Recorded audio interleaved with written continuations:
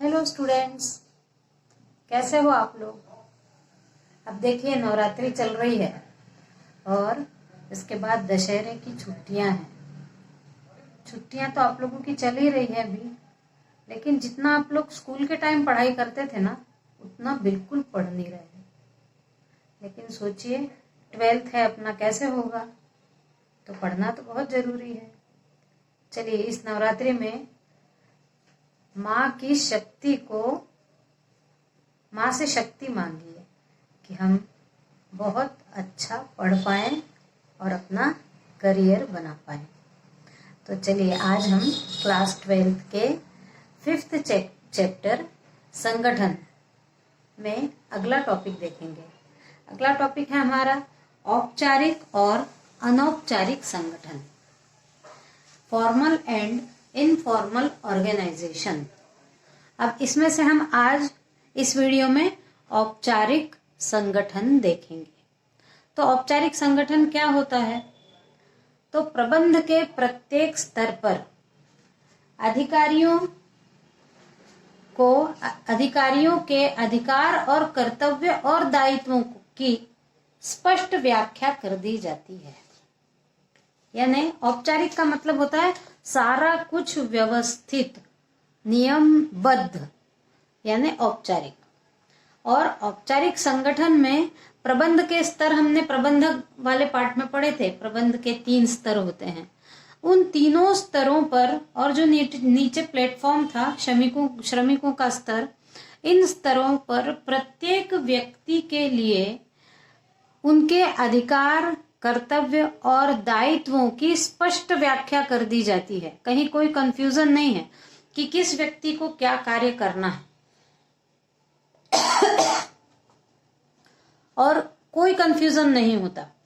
जिन जिन प्रबंधकों के स्तरों पर जो जो दायित्व और कर्तव्यों को बांटा गया है उसी के अनुसार कार्य किया जाता है और उसकी प्रत्येक कर्मचारी को स्पष्ट रूप से व्याख्या कर दी जाती है कि आपको किसी भी प्रोजेक्ट में क्या कार्य करना है। और इसमें सत्ता का भारार्पण ऊपर से नीचे होता है।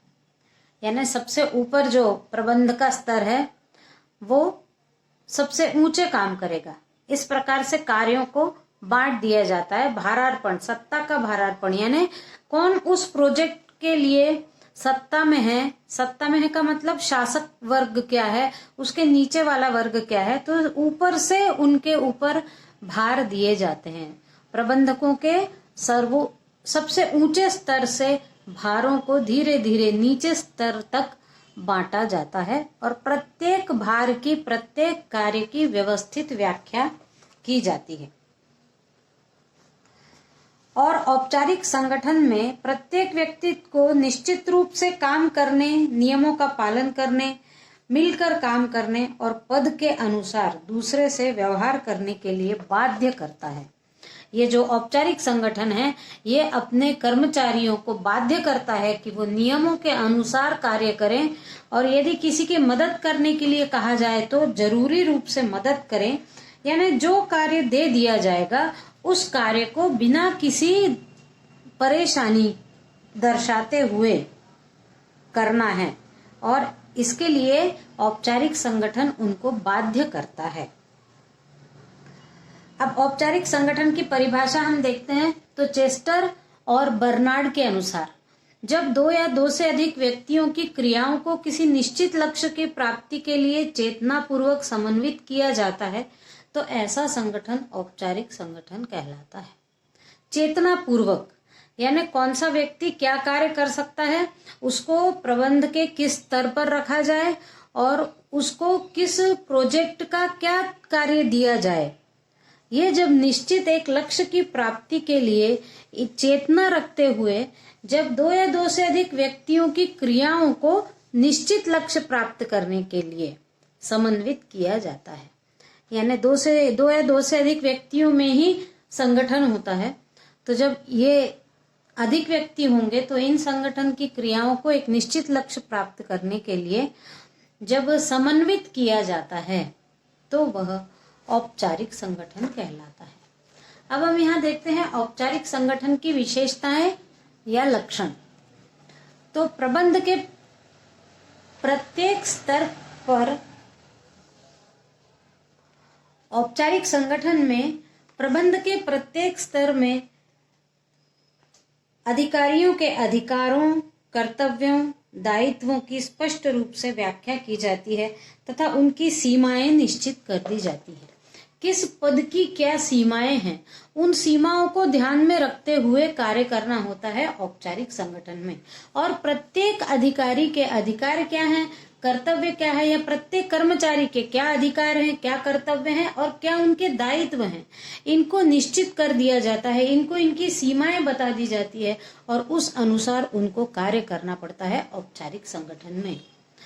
फिर दूसरी विशेषता है भारार्पण ऊपर से नीचे। भारार्पण यानी कार्य का भार देना, सबसे ऊपर वाले व्यक्ति को ज्यादा महत्वपूर्ण कार्य और उसके बाद उसके नीचे कार्यरत व्यक्तियों को उनके पदों के अनुसार कार्य दिए जाते हैं।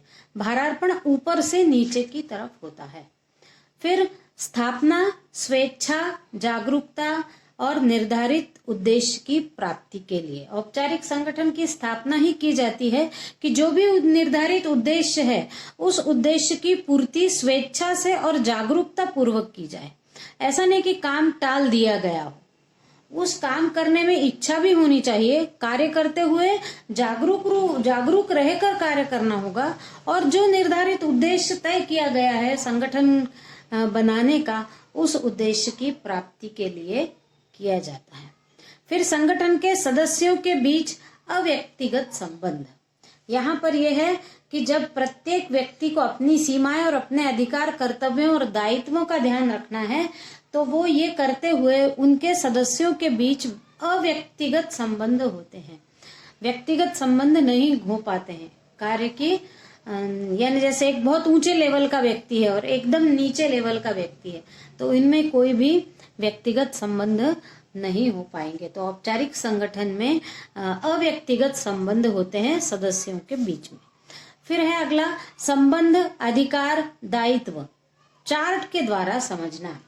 यानी यदि किसी भी अधिकारी के दायित्व या अधिकार या उनके कार्य को देखना हो तो वो जो एक चार्ट बना हुआ है जो अपन ने उसमें पढ़ा था प्रबंध वाले पाठ में, उस पाठ में जो चार्ट पढ़ा था उस चार्ट के ही अनुसार प्रत्येक पद के लिए उसके दायित्व और कर्तव्यों का भी एक चार्ट रहेगा जिसको देखते हुए उनके कार्यों के बारे में पता किया जा सकता है।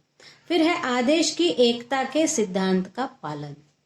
यानी यदि ऊपर से कोई आदेश होता है तो उस आदेश को सभी ने एकता से पालन करना अनिवार्य है, क्योंकि यहाँ पर बाध्य किया जाता है नियमों के पालन करने के लिए। औपचारिक संगठन में बाध्यता होती है उनके द्वारा बनाए गए नियमों का पालन करने की, तो सभी को एक रूप से उन नियमों का पालन करने की आवश्यकता होती है। फिर है अधिकार, दायित्व और कर्तव्यों का प्रकटीकरण नियमावली से। प्रत्येक अधिकार, प्रत्येक पद के लिए अधिकार और दायित्व और कर्तव्यों का की एक नियमावली बनी है कि कौन व्यक्ति क्या कर सकता है, किसको क्या नहीं करना है, सीमाएं भी उसमें लिखी हुई होंगी। ऐसी नियमावली से इनके दायित्व और अधिकारों के, प्रत्येक अधिकारियों के दायित्व और कर्तव्यों का की जानकारी मिल सकती है। फिर है नियमों, नीतियों और कार्यविधियों का प्रयोग। तो औपचारिक संगठन में नियमों का और प्रबंधकों द्वारा बनाई गई नीतियों का और किस प्रकार से कार्यविधि, उन सारे नीतियों को किस प्रकार क्रियान्वित करना है, ये सारा नियमों के अनुसार ऊपर के स्तर वालों ने बताए गए अनुसार नीचे के स्तर वाले उस हिसाब से कार्य करते हैं। अब हम देखते हैं अगला टॉपिक, औपचारिक संगठन के लाभ। ये हम औपचारिक और अनौपचारिक संगठन पढ़ रहे हैं, जिसमें से अनौपचारिक बाद में पढ़ेंगे। अभी हम औपचारिक संगठन पढ़ रहे हैं। इससे पहले हमने औपचारिक संगठन क्या होता है और उसकी क्या विशेषताएं ये देखा था। अब देखते हैं औपचारिक संगठन के लाभ या एडवांटेजेस ऑफ फॉर्मल ऑर्गेनाइजेशन। इसमें पहला लाभ है संघर्ष का अंत। तो औपचारिक संगठन में कार्यों और हितों में ओवरलैपिंग या टकराव नहीं हो पाता, क्योंकि प्रत्येक अधिकारी के कर्तव्य, अधिकार और दायित्वों को स्पष्ट रूप से व्याख्या कर दी जाती है और उनकी सीमाएं भी निश्चित कर दी जाती है। इसलिए प्रत्येक व्यक्ति जानता है उस उद्देश्य प्राप्ति के लिए कार्यरत या संगठन का प्रत्येक व्यक्ति जानता है कि मुझे क्या अधिकार है, मेरे क्या कर्तव्य हैं, मेरी क्या सीमाएं हैं। इस कारण से उनमें टकराव नहीं होता या एक दूसरे को पछाड़कर आगे जाने की प्रतियोगिताएं नहीं होती, क्योंकि उनको मालूम है कि हमको जो काम निश्चित दिया गया है वो उस निश्चित नियमावली के अंतर्गत हमको करना है, तो वहां पर संघर्ष नहीं हो पाता। फिर है उद्देश्य की प्राप्ति। तो औपचारिक संगठन के माध्यम से संस्था के निर्धारित उद्देश्यों को आसानी से प्राप्त किया जा सकता है, क्योंकि जो निर्धारित नियम बने हुए हैं, सिद्धांत हैं और जो क्रियाविधि हैं, कार्यविधि, ये सब निश्चित होने के कारण प्रत्येक कार्य करने वाला व्यक्ति अपना अपना कार्य करता रहता है, कहीं भी पक्षपात नहीं हो पाता और अव्यक्तिगत संबंधों के कारण भी कर्मचारी निष्पक्ष भाव से कार्य करते हैं। अव्यक्तिगत संबंध यानी व्यक्तियों का आपस में संबंध नहीं होता है, किस प्रकार का काम शेयर करने का या इस प्रकार के कोई संबंध नहीं है व्यक्तियों के आपस में। इसलिए प्रत्येक व्यक्ति अपना अपना कार्य उद्देश्य को प्राप्त करने के लिए नियमावली के अंतर्गत करता रहता है। फिर है उत्तरदायित्व का निश्चयन।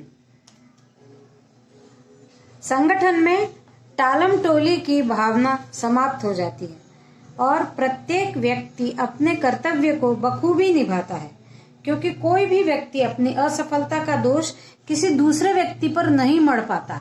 प्रत्येक व्यक्तियों के कार्यों का बंटवारा हो जाने के कारण उसको रोज आकर वही कार्य करना है जो उसको दिया गया है। इसके कारण हम अगला लाभ भी देखेंगे कि एक विशिष्टीकरण का भी लाभ मिल जाता है और उसको पता है कि मुझे रोज अपने कार्य पर जाकर क्या कार्य करना है। तो यदि वो नहीं करता है तो उसके लिए अकेला वो उत्तरदायी होता है, कोई दूसरा व्यक्ति उत्तरदायी नहीं होता। तो दूसरा पर थोप नहीं सकता कि किसी असफलता मेरी, उसकी असफलता उसकी खुद की असफलता होगी। फिर विशिष्टीकरण के लाभ। रोज आकर यदि कोई व्यक्ति एक ही कार्य करेगा और श्रम का विभाजन व्यवस्थित नियमावली के अंतर्गत कर दिया जाएगा तो व्यक्ति उस कार्य को करने में विशिष्टीकरण प्राप्त करेगा और जो काम पहले पहले देर से होता था वो विशिष्टीकरण होने के बाद कम समय में और कम खर्च में होने लगेगा। अगला है हमारा लाभ मितव्ययता।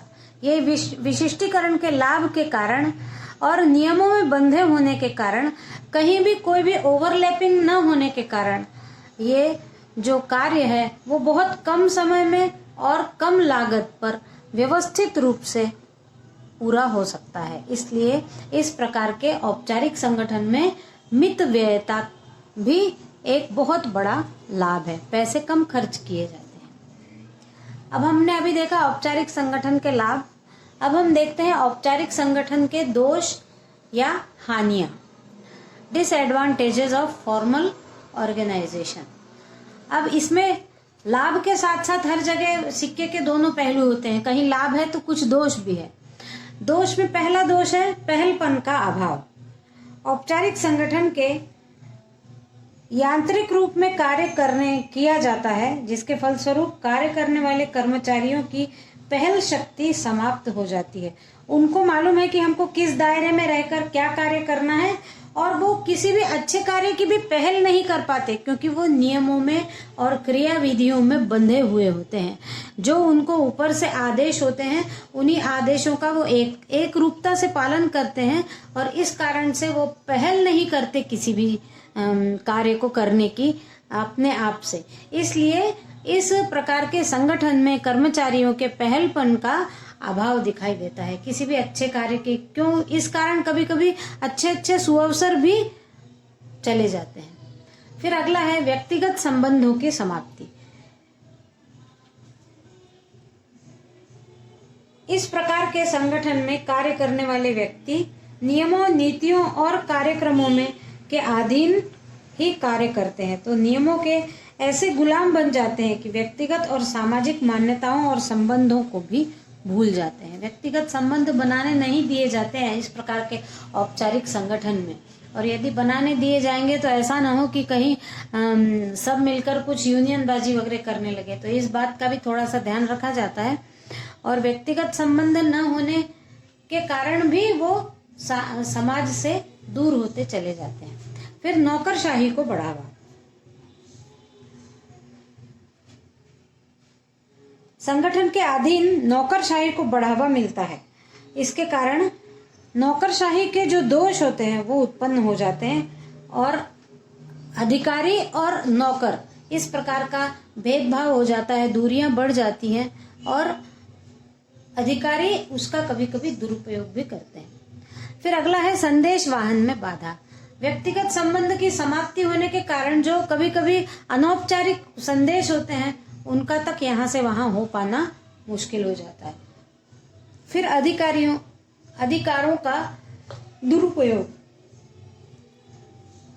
कभी कभी अधिकारी भी अपने अधिकारों का दुरुपयोग करके भय का वातावरण पैदा करके और उस संगठन को कमजोर बनाते हैं। उसके बाद है समन्वय व सहयोग का अभाव। औपचारिक संगठन में समन्वय एवं सहयोग की भावना का अभाव पाया जाता है। कोई भी व्यक्ति अपने अधिकारों को छोड़ने तथा झुकने के लिए तैयार नहीं होता। प्रत्येक को अपने अधिकार और कर्तव्य मालूम है, इसलिए कोई भी समन्वय करना नहीं चाहता। वो जानता है मेरा ये अधिकार है, मेरे कुछ कर्तव्य हैं, उन्हीं को मैं करूंगा। वो कहीं भी सहयोग या समन्वय करना नहीं चाहते। तो यहाँ हमारा औपचारिक संगठन ये टॉपिक समाप्त होगा। अगले वीडियो में हम अनौपचारिक संगठन पढ़ेंगे। आप लोग सुश्री क्लासेस देख रहे हैं ना, जल्दी से उसमें कमेंट भी करिए, लाइक करिए, शेयर करिए और इन वीडियोस को बार बार देखिए ताकि आप लोग पढ़ाई आसानी से कर पाओगे। आपको याद करने बैठना नहीं पड़ेगा। वीडियोस बार बार देखेंगे तो अपने आप याद होता चला जाएगा। क्या होता है जब अर्थशास्त्र और व्यवसाय अध्ययन में बहुत सारे अपने पॉइंट्स होते हैं, जो ये पॉइंट्स दिए गए ये पॉइंट्स होते हैं और इन पॉइंट्स के अंदर जो परिभाषा उनकी दी हुई रहती है, वर्णन उनका, वो याद करना बच्चे नहीं चाहते। लेकिन आपको ये तो लिखना ही पड़ेंगे और इसके अंदर का यदि आप वीडियो अच्छी से देखेंगे तो आप इसके अंदर का वर्णन बहुत अच्छी से कर पाएंगे। यदि आप समझ लेंगे तो उसको अपनी भाषा में भी बहुत अच्छा वर्णन कर पाएंगे। Thank you.